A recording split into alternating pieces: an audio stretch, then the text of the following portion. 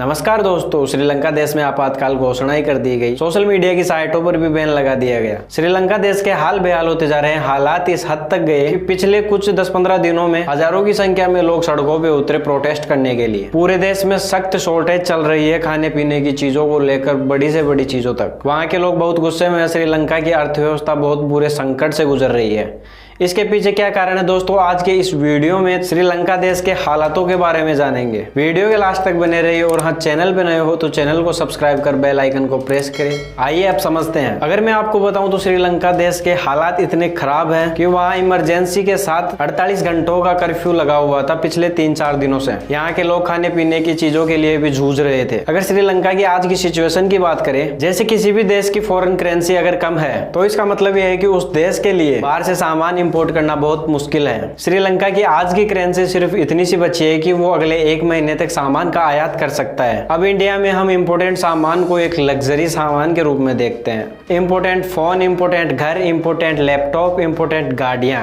लेकिन जो श्रीलंका की अर्थव्यवस्था है दोस्तों, वो ऐसे इम्पोर्टेंट सामानों के लिए दूसरे देशों पर निर्भर रहती है। और तो और खाने पीने की चीजों के लिए भी वो दूसरे देशों पे निर्भर है। जैसे चीनी, सीरियल, चावल, दवाइयाँ आदि ऐसी चीजों के लिए भी ये दूसरे देशों पर निर्भर रहता है। शुक्र है कि हमारी इंडिया की अर्थव्यवस्था इतनी बड़ी है कि ऐसी चीजें हमारे देश में ग्रो करती है। दूसरे देशों पे हमें डिपेंड रहने की जरूरत नहीं है। हम अपने ही अलग अलग राज्यों से आयात कर सकते हैं। लेकिन श्रीलंका को दूसरे देशों से आयात करना पड़ता है। अब इस टाइम वहाँ की करेंसी इतनी कम है कि वहाँ पे इन सब चीजों का आयात करना एक बहुत बड़ी मुश्किल है। छोटी छोटी चीजों के दाम इस प्रकार बढ़ रहे हैं, जैसे गर्मियों का तापमान बढ़ रहा है, सेम उसी प्रकार इसी के दाम बढ़ रहे हैं। इन्फ्लेशन यानी महंगाई, जो कि आपको पिछले 1.5 महीने से काफी देखने को मिल रही है। लोगों को ये छोटे छोटे सामान खरीदने में तकलीफ हो रही है। चावल, दूध और चीनी। एक श्रीलंका एक्टिव ने इंडियन एक्सप्रेस को बताया कि चावल अगले महीने तक 500 रुपए पर किलो हो सकते हैं।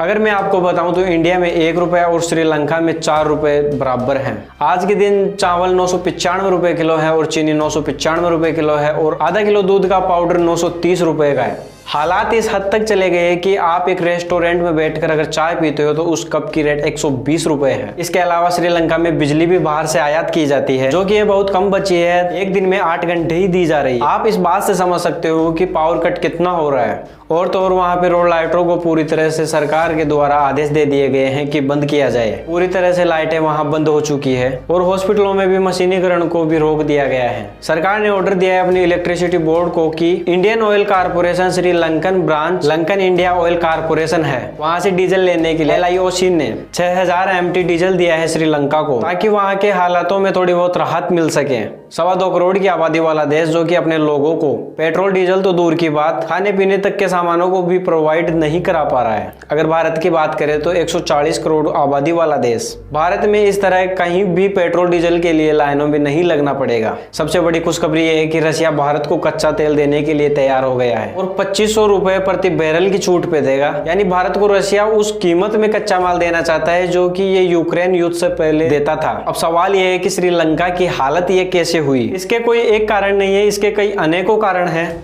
2018 में श्रीलंका पर्यटकों के मामले में वर्ल्ड में टॉप 5 देशों में से एक है। इसमें देश विदेशों से लाखों की संख्या में लोग घूमने आते थे। 2018 में इसने वर्ल्ड रिकॉर्ड भी तोड़ा है पर्यटकों के मामले में। श्रीलंका की अर्थव्यवस्था में 14 से 15% हिस्सा पर्यटकों के बेस पे चलता था। फिर इसकी अर्थव्यवस्था 2019 में बिगड़ने लगती है। अप्रैल में पूरे देश में बमबारी और कई जगह धमाके हुए, पर्यटकों पर हमला किया गया और कई जगह को तबाह किया गया। उस एक दिन में टोटल 290 लोग मारे गए, जिसमें से 50 लोग बाहर के थे, दूसरे देश के। इस एक दिन ने पर्यटकों को बहुत बड़ा झटका दिया। अब आपके दिमाग में ये आ रहा होगा कि ये किसने किया? इस बमबारी में 8 इस्लामिक लोग शामिल थे, जिनमें से 7 लोग इस श्रीलंका देश के थे, बाकी एक अलग था। इसके अगले महीने ही मुस्लिम लोगों के घरों में तोड़फोड़ स्टार्ट कर दी गई। इसको रोकने के लिए सरकार के द्वारा बहुत पैसे खर्चे गए। सरकार के द्वारा फेसबुक और व्हाट्सएप को ब्लॉक कर दिया गया, क्योंकि ह्यूमर्स को रोकने के लिए। लेकिन ये करने से धार्मिक तनाव बढ़ता गया। ये आपको एक छोटा सा तथ्य लग रहा होगा, लेकिन ये एक बहुत बड़ा रूप ले लिया। इसके ऐसे ही बड़े बड़े खूब कारण हैं, लेकिन मैं पूरे तो आपको बता नहीं पाऊंगा। अगर ये वीडियो आपको अच्छा लगा तो इसको लाइक और शेयर जरूर करना। कमेंट करके बताना कि आपको वीडियो कैसी लगी। और हाँ, चैनल पे नए हो तो चैनल को सब्सक्राइब तो जरूर कर ही लेना। मिलते हैं नेक्स्ट वीडियो में। जय जवान जय किसान।